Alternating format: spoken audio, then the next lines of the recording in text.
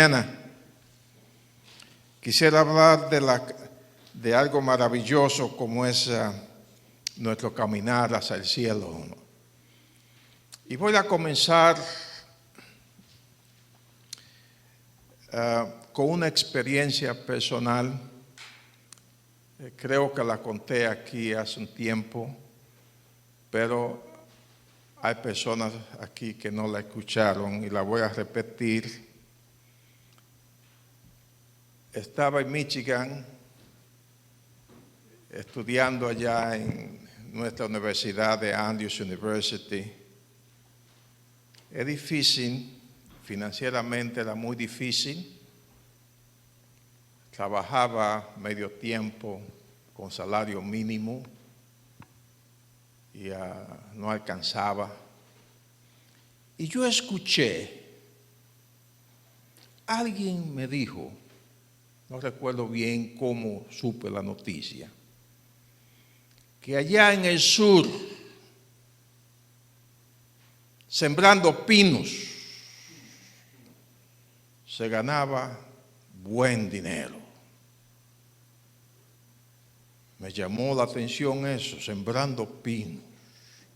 Así que yo llamé a la compañía, hice los arreglos y salí a sembrar pinos. Yo no tenía la preparación física, ni sabía lo que incluía el sembrar pinos. En mi vida había sembrado un palo de aguacates en mi vida, uno solo. Así que llegué allá en Georgia, Santiago, allá en la montaña, en Georgia, allá llegué. Y el día siguiente hay un grupo, habían 2 colombianos adventistas. Uno estudiaba medicina y nos hicimos amigos. Había 2 guatemaltecos adventistas y nos hicimos amigos. Así que había un grupo como de 25 personas. Y ese día yo salí, me dieron las instrucciones y yo comencé. Al concluir el día, alcancé la cifra de 1,500 pinos sembrados.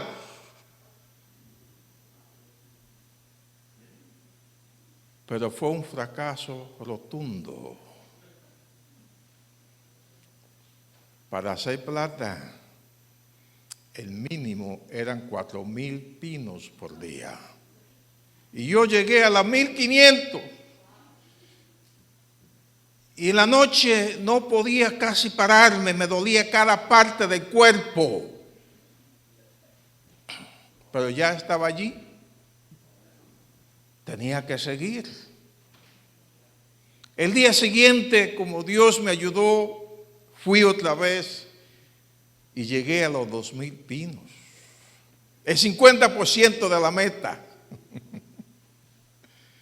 Después físicamente me fui preparando físicamente y estaba más fuerte físicamente y llegué a la cifra de 3,000 pinos por día. Pero todavía estaba corto y ahí me estanqué.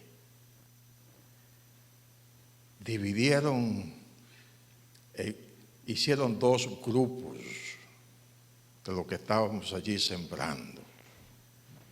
Estaban los que ellos llamaban los chitas. Eran los rápidos. Esos pasaban el blanco. Y estaban los tortugas. Y yo estaba entre los tortugas, hermano. Y así que yo era tortuga. 3,000 pinos. Y no avanzaba. Hasta un día. Había un señor de edad mediana, de Honduras, y se llamaba el Lobo, por lo menos así le llamaban, el Lobo. Y un día, que ya éramos un poco amigos, el lobo me dice, te voy a enseñar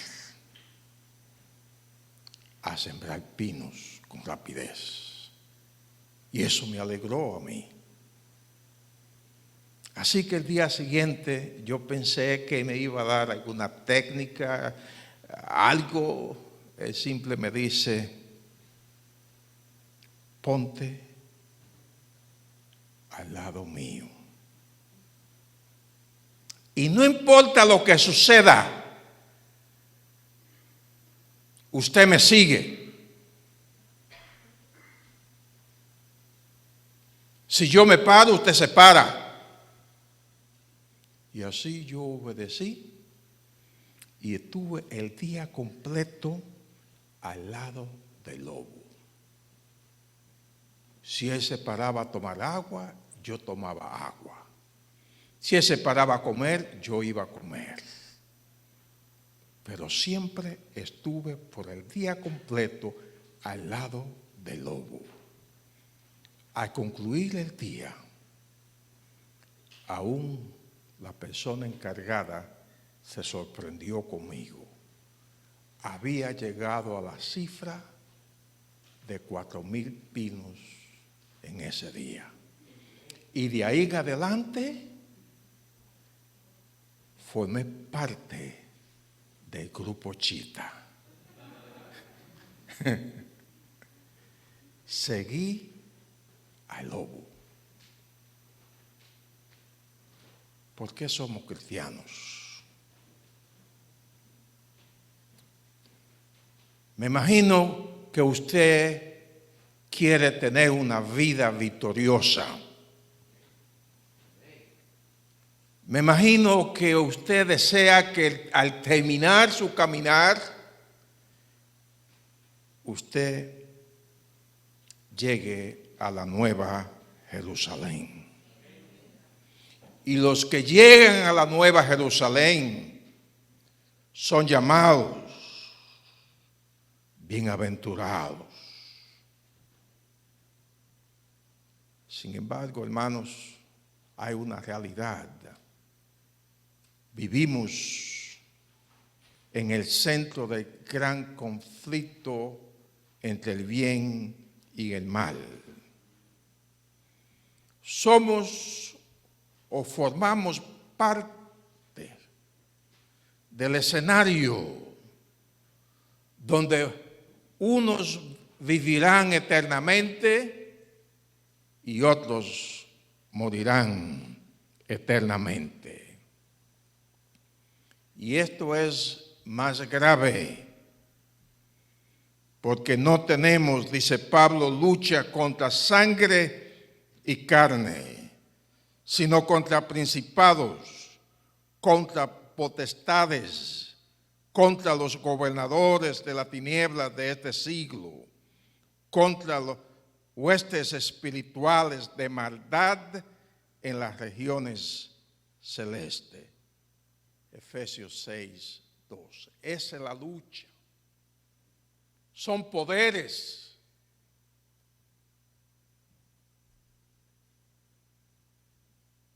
Huestes de maldad que dominan a este mundo. ¿Cómo podemos lograr la victoria en medio de este conflicto entre el bien y el mal? ¿Cómo? ¿Cómo, hermanos? La Biblia nos da un modelo de victoria. Y Pablo lo dice en Hebreos 12, 1 y 2 que leímos. Por tanto, nosotros también, teniendo alrededor nuestro tan grande nube de testigos, despojémonos de todo peso y del pecado que nos asedia y corramos con paciencia la carrera que tenemos por delante, puesto los ojos en Jesús. Puesto los ojos en Jesús. Pablo toma la imagen de los Juegos Olímpicos y describe, usando esa metáfora, la carrera de cristiano. Y él nos está diciendo que el cristiano, para correr con éxito, tiene que despojarse del peso del pecado, hermanos. El pecado es pesado y nadie puede correr en la vida cristiana con el peso o la carga del pecado. Por eso el apóstol dice que debemos despojarnos de todo peso del pecado. Y luego nos aconseja diciendo, fijar los ojos en Jesús. Cuando se fija los ojos en Cristo, el pecado se vuelve insípido y pierde su aspecto llamativo, porque estamos mirando a Jesús, no al pecado. El cristiano no establece su propia agenda moral de conducta. El cristiano no establece su propia agenda moral de conducta, hermanos. Los parámetros de la conducta del cristiano han sido diseñados divinamente porque Dios está comprometido con la victoria del cristiano. Dios está consciente que debido al pecado existe el camino de la muerte eterna, pero debido a la cruz existe el camino de la vida eterna. Por eso Dios ha puesto ante el creyente el potencial de la vida y el potencial de la muerte, la bendición y la maldición. Y quisiera mencionar 3 verdades fundamentales que enseña la cruz de Cristo. El primer fundamento, la primera verdad, es que el camino a la vida comienza al pie de la cruz de Cristo. Noten, en la cruz de Cristo la misericordia y la verdad se encontraron, la justicia y la paz se besaron. Salmos 85:10. Allí está la misericordia, allí se conjugan la misericordia y la justicia, y allí el pecador recibe ambas cosas. Recibe misericordia y recibe el manto de justicia de Cristo. La segunda verdad es que para comenzar a vivir primero hay que morir. Es una paradoja. Usted tiene que morir. Entonces, cuando usted muere, comienza a vivir. Noten como Pablo lo dijo, Romanos 6:6-8, sabiendo esto, que nuestro viejo hombre fue crucificado juntamente con él, esto es Cristo, para que el cuerpo del pecado sea destruido. ¿Ustedes notan? El cuerpo del pecado, porque nosotros estamos acostumbrados, nuestra naturaleza está inclinada al pecado, es natural. De hecho, si Satanás muere esta noche, le da un ataque al corazón y se muere mañana, seguimos haciendo las mismas cosas que hacíamos hoy en cuanto al pecado. Y Pablo dice que debemos destruir el cuerpo de pecado a fin de que no sirvamos más al pecado. Porque el que ha muerto ha sido justificado del pecado. Y si morimos con Cristo, creemos que también viviremos con Él. Y en cuanto a la pasada manera de vivir, dice Pablo en Efesios 4:22, despojaos del viejo hombre, que está viciado conforme a los deseos engañosos.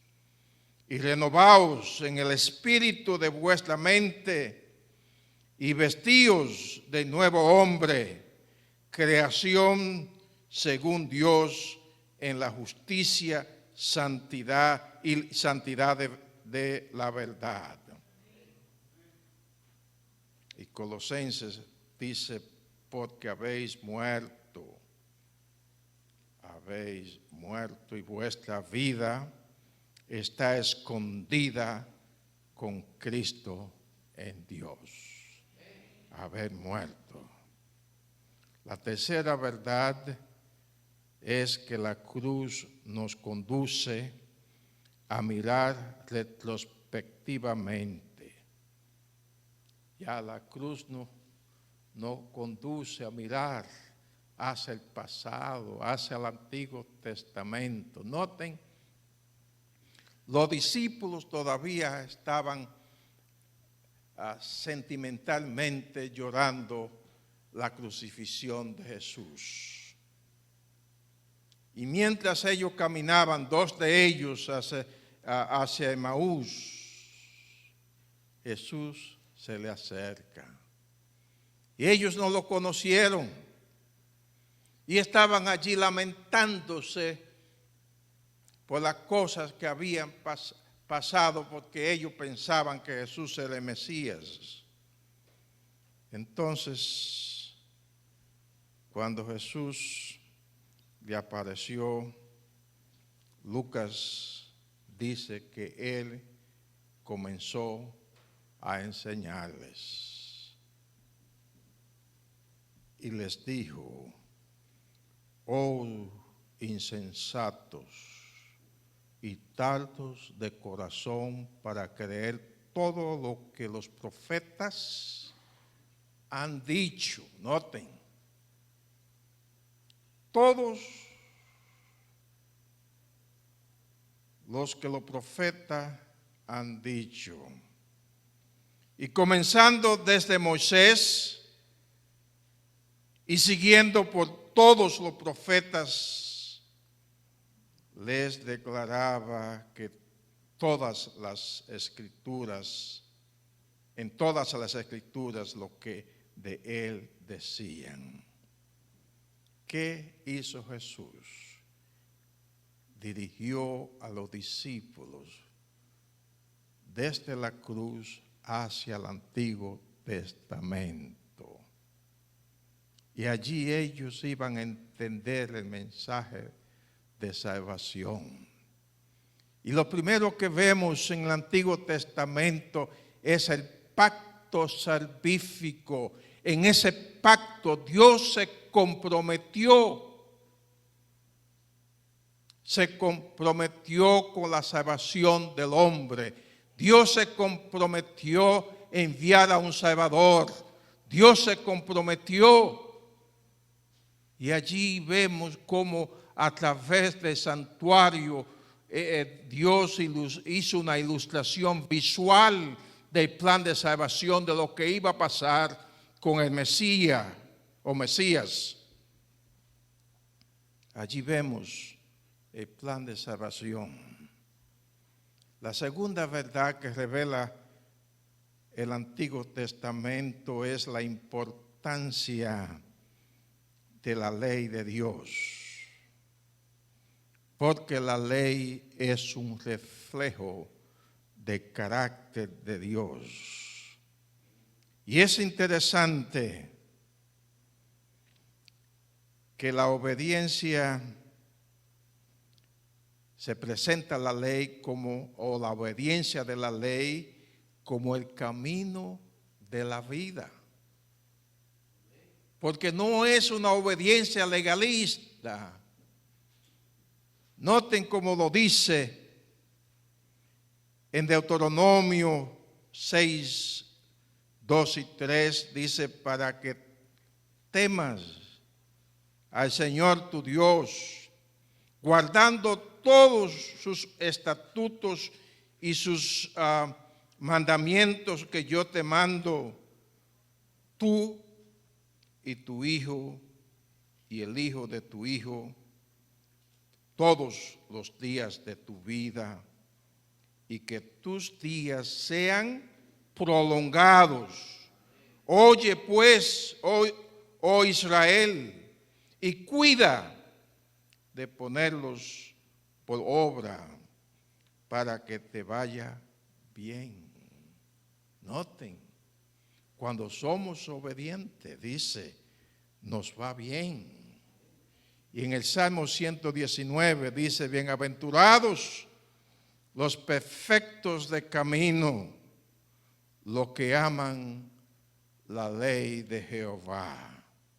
En tus mandamientos meditaré, consideraré tus caminos. Nunca jamás me olvidaré de tus mandamientos, porque en ellos me has vivificado. Los mandamientos nos llevas allí, la cruz nos envía allí, nos dice cuán importante es la ley de Dios en la vida de cristiano. No es que cristiano obedece a la ley para ser salvo, sino obedece porque es salvo.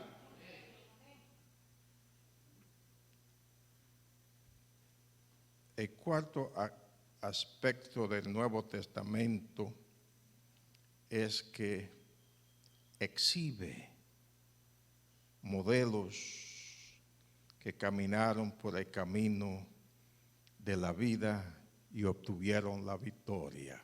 El Nuevo Testamento, el Antiguo Testamento nos presenta,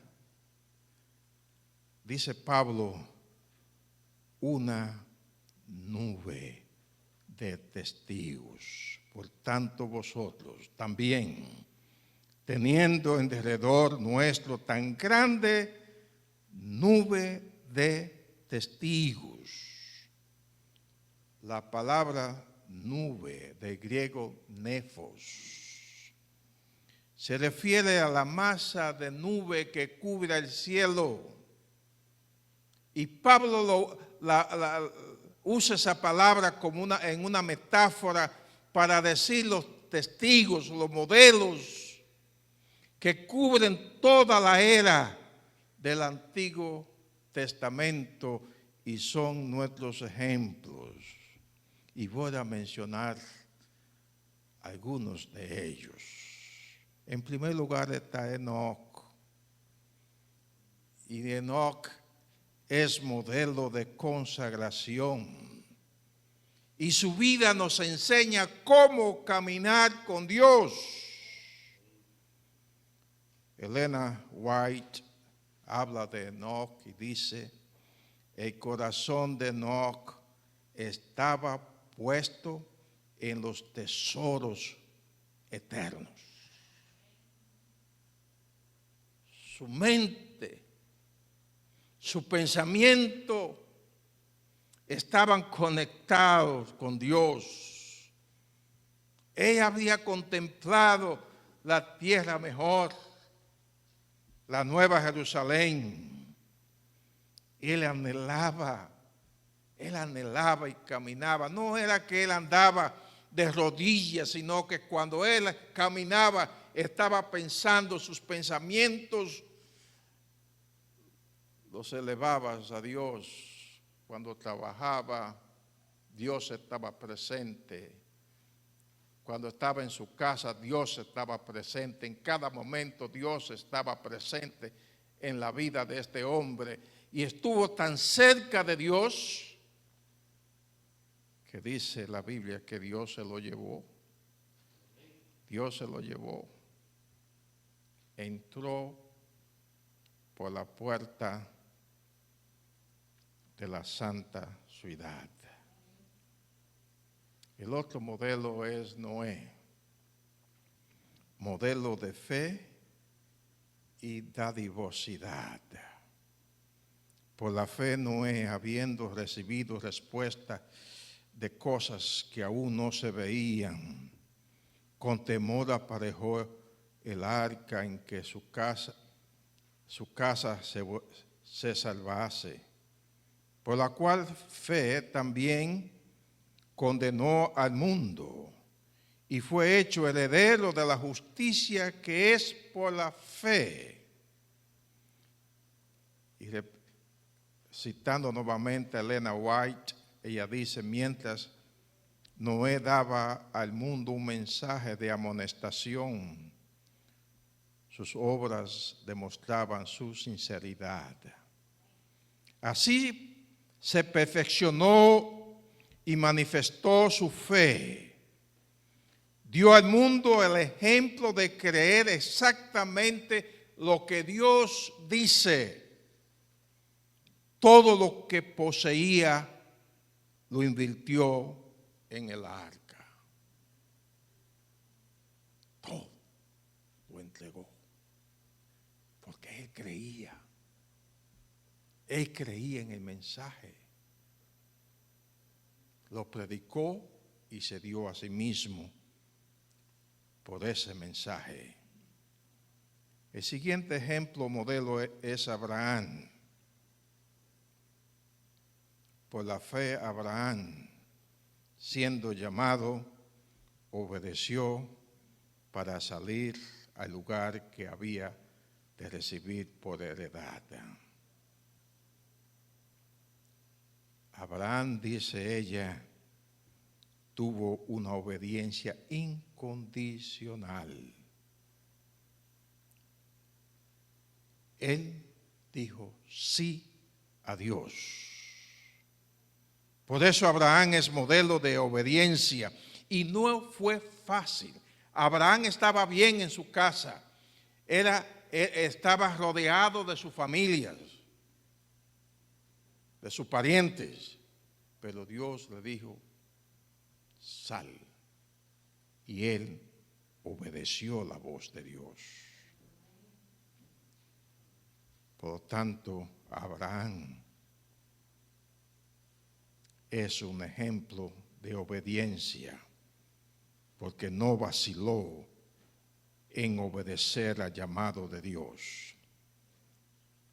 El otro ejemplo modelo es José. José es un modelo de integridad. Este joven estaba allí, estaba bien. Aunque era esclavo, estaba trabajando, le iba bien. Y vino esta mujer, esposa de su amo, rica, posible elegante, y lo tentó. Y dice Elena G. White, José sabía muy bien cuál sería el resultado de su resistencia. Decir no. Por un lado había encubrimiento, favor y premios. Ella iba a encubrir, José iba a ser favorecido, le iba a ir bien, pero dice decir no, por el otro, desgracia, prisión y posiblemente la muerte. Y José eligió lo último. No le importó lo que le podía pasar. Decidió ser fiel a Dios. Por eso José es modelo de integridad. Moisés es modelo de elección de los valores eternos. Tenía la oportunidad de ser grande. De hecho, era el más inteligente, educado en la ciencia militar. Le tocaba el trono, podía ser un faraón famoso. Pero Moisés eligió unirse a un pueblo humilde y esclavo. Él eligió los valores del cielo y dejó la grandeza y la pompa del mundo. Otro modelo que tenemos es Esther, modelo de coraje o valentía. Y ella decidió seguir los consejos de su tío para salvar a su pueblo. No le importó la posibilidad de perecer, pero en un momento crítico ella estuvo firme y decidió seguir adelante y por su valentía salvó a su pueblo. Otro modelo que tenemos es Daniel, y Daniel es modelo de oración y confianza en Dios. Allí estaban. Es interesante que los enemigos de Daniel estaban celosos por su integridad y buscaban cada aspecto de la vida de Daniel en el negocio del rey y no hallaron nada de lo cual podían acusar a Daniel. Lo único que hallaron fue en su relación con Dios. Porque Satanás sabía que si podía cortar la relación de Daniel con su Dios, él lo iba a vencer. Pero Daniel no permitió eso. Él siguió orando a Dios, confiando en Dios a pesar de la posibilidad del foso de los leones, y allí llegó. Y él siguió adelante, confiando en que Dios lo iba a proteger. ¿Saben por qué? Él no oró en el foso de los leones. Él oró antes de llegar allí. Y cuando llegó allí al foso de los leones, la presencia de Dios estaba con él, porque él estaba orando mucho antes. La oración lo preparó para la crisis que tuvo que enfrentar. En ese momento difícil, estos y otros modelos son lo que el cielo nos ha dejado para que sepamos cómo llegar a la patria celestial. Pasamos por crisis, ellos también. Pasamos por tentaciones, ellos también. Ellos trazaron, hermanos, el camino y han dejado sus huellas ensangrentadas para que nosotros las sigamos. Su experiencia nos dice que el camino es escabroso, pero es el único que conduce a la Nueva Jerusalén. El camino no es fácil, pero es el único camino.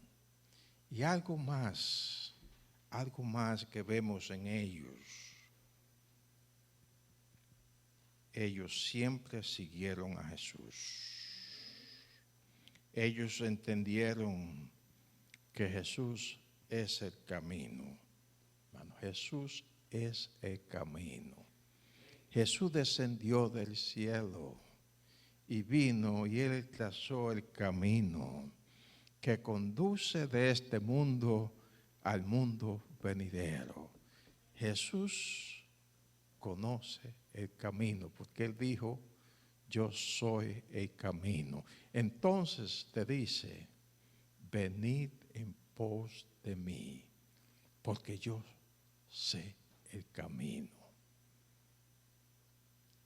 Una familia se mudó a un lugar nuevo, un pueblo nuevo. Y el abuelo decidió visitar a la familia. Y cuando estaba allí en la casa, su nietecita, una nenita pequeña, él decidió caminar un poco en la vecindad con la nenita. Andaba con ella. Unos 15 minutos después, el abuelo mira a la nenita y le dice, ¿sabes dónde estamos? La nenita le dijo, no.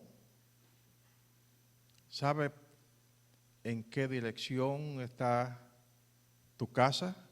Ella le dijo, no.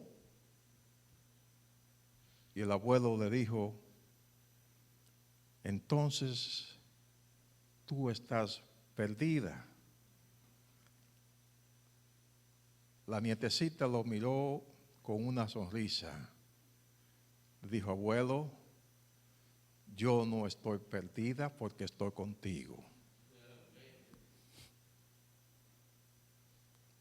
No sé en qué parte del camino estás. No sé si estás en la vereda o anda por el centro del camino. Pero solamente tienes seguridad si estás con Jesús. La Biblia nos presenta este modelo. Son los testigos de que sí hay un cielo mejor, un mundo mejor, una nueva Jerusalén. Testigos de que en este mundo hay dificultades. Testigos de que es posible vencer, pero en Cristo Jesús. Y ellos, el testimonio de ellos nos invita a venir a Cristo para imitar lo que ellos hicieron. Vencer como ellos vencieron. Caminar como ellos caminaron. Vivir como ellos vivieron. Y tener la herencia eterna como ellos la tienen. Que Dios nos bendiga, hermanos. Y tomemos la decisión. No importa dónde estás, tomemos la decisión de regresar al camino que conduce a nuestra patria celestial. Bendiciones y que Dios le acompañe.